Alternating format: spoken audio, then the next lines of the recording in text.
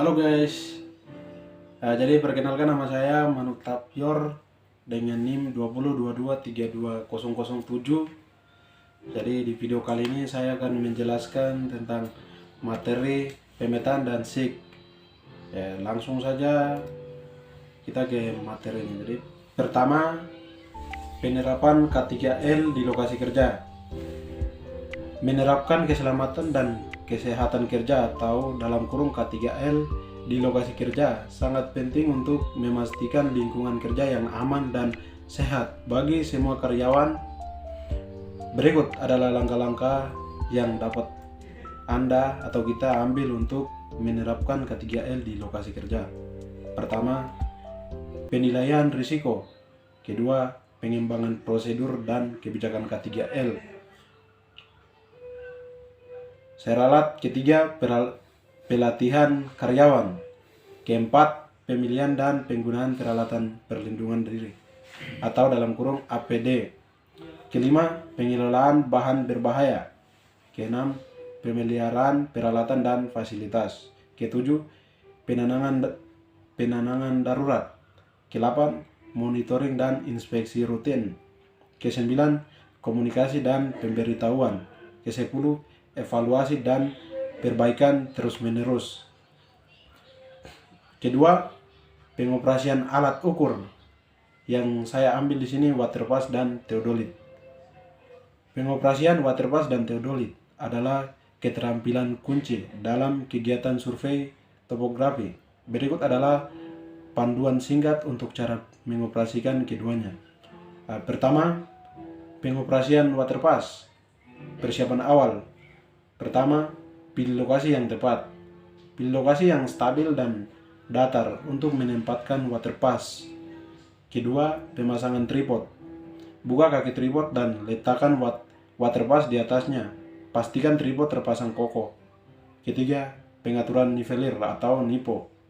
Pastikan air dalam tabung nivelir berada di antara tanda-tanda batas dan berada di tengah untuk mengonfirmasikan keadaan horizontal. Proses pengukuran.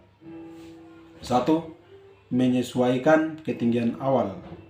Atur ketinggian awal dengan menggunakan alat tinggi, leveling staff, atau jalur referensi yang sudah ada. Kedua, lakukan pengukuran jarak. Gunakan jalur referensi untuk membaca ketinggian pada waterpass.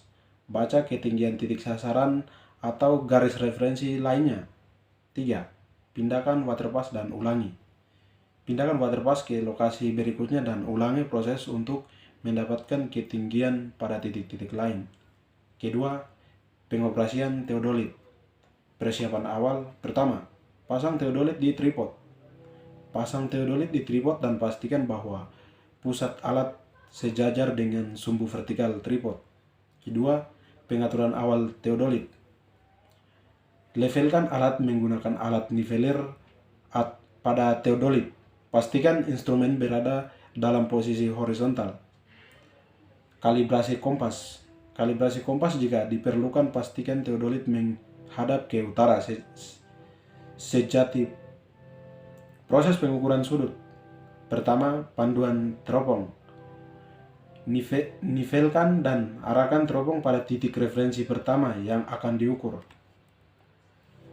Kedua, baca sudut horizontal. Gunakan teropong untuk membaca sudut horizontal. Pastikan untuk mencatatnya.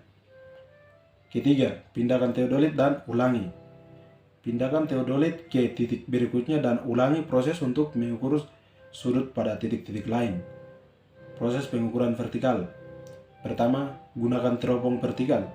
Gunakan teropong vertikal untuk membaca sudut vertikal atau elevasi dari titik referensi.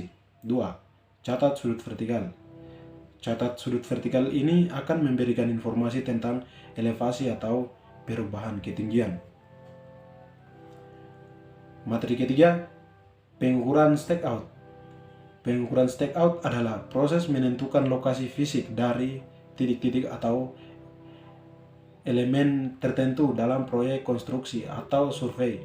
Ini melibatkan transfer data dari desain atau peta ke lapangan untuk membantu aktivitas konstruksi.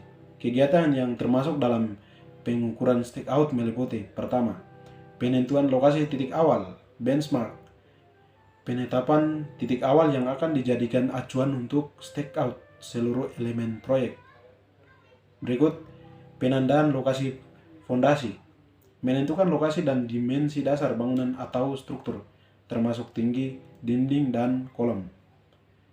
Berikut, penentuan lokasi struktur bangunan, menentukan posisi dan dimensi struktur bangunan, termasuk dinding, kolom, lantai, dan atap. Penentuan lokasi pekerjaan tanah, menentukan lokasi dan elevasi untuk ekskavasi, pengikisan tanah, atau pekerjaan tanah lainnya. Berikut, penentuan lokasi dan jalur air, menentukan posisi dan elevasi untuk pembangunan jalan, trotoar, dan sistem saluran air. Berikut, penentuan lokasi pipa dan kabel bawah tanah, menentukan posisi dan kedalaman pipa atau kabel yang akan ditanam di bawah tanah. Berikut, penentuan lokasi fasilitas dan utilitas, menentukan posisi untuk instalasi fasilitas seperti lampu jalan, tiang sinyal, dan utilitas umum lainnya. Berikut, penentuan lokasi tiang atau menara komunikasi, menentukan posisi dan orientasi untuk pemasangan tiang atau menara komunikasi. Berikut, penentuan lokasi titik kontrol geodetik, menentukan posisi titik kontrol yang diperlukan untuk mengukur dan memantau deformasi atau pergerakan tanah. Berikut, penentuan lokasi pemasangan peralatan dan mesin, menentukan posisi dan orientasi peralatan atau mesin yang digunakan dalam proyek. Berikut, penentuan lokasi fasilitas umum seperti toilet umum, tempat parkir, dan lain-lain, menentukan posisi fasilitas umum yang diperlukan dalam proyek. 2. Berikut, penentuan lokasi penanaman vegetasi, menentukan lokasi dan jarak antara tanaman, pohon, atau vegetasi lainnya dalam proyek pertanaman dan penanaman hutan. Berikut, pengukuran dan penandaan untuk proses konstruksi lanjutan. Setelah stakeout selesai, hasil pengukuran dapat digunakan sebagai panduan selama proses konstruksi berlanjut. Yang berikut, cut and fill. Pekerjaan cut and fill adalah proses dalam konstruksi dan rekayasa sipil di mana tanah dipotong atau cut dari area tertentu dan diisi atau fill di area lain untuk mencapai tinggi atau bentuk yang diinginkan. Berikut adalah langkah-langkah yang umum dilakukan dalam pengerjaan cut and fill. Pertama, pemetaan dan survei lapangan. Tim survei akan melakukan pemetaan dan survei lapangan untuk mengidentifikasikan topografi dan elevasi tanah di area proyek. Informasi ini akan digunakan untuk merencanakan operasi cut and fill. Kedua, pembuatan desain cut and fill. Berdasarkan data survei, insinyur atau ahli desain akan mengembangkan desain cut and fill yang menentukan lokasi dan volume tanah yang akan dipotong atau diisi. Ketiga, perencanaan jalur akses. Rencanakan akses dan jalur untuk transportasi alat berat dan konstruksi pengangkut tanah selama operasi cut and fill. 4. Penyediaan alat berat. Persiapan dan pastikan ketersediaan alat berat seperti ekskavator untuk memotong tanah dan dump truck untuk mengangkatnya. 5. Pemotongan atau cutting. Area yang akan dipotong atau cut akan ditentukan berdasarkan rencana desain. Alat berat seperti ekskavator akan digunakan untuk memotong tanah dan menciptakan permukaan yang diinginkan. 6. Pengangkutan atau hauling. Tanah yang dipotong akan dimuat ke dump truck dan diangkut ke area di mana pengisian atau filling diperlukan. Pengisian atau filling. Tanah yang diangkut akan diisi ke area yang membutuhkan pengisian, seperti area yang lebih rendah atau lubang penggalian lainnya. Pengompakan. Setelah pengisian, tanah harus dikompakkan dengan menggunakan ruler atau alat kompak lainnya untuk memastikan stabilitas dan kepadatan yang memadai. Kesembilan, pemantauan dan pengukuran. Lakukan pemantauan dan pengukuran rutin selama proses cut and fill untuk memastikan bahwa elevasi dan volume tanah yang dipotong dan diisi sesuai dengan rencana desain. 10. Penyusunan kembali.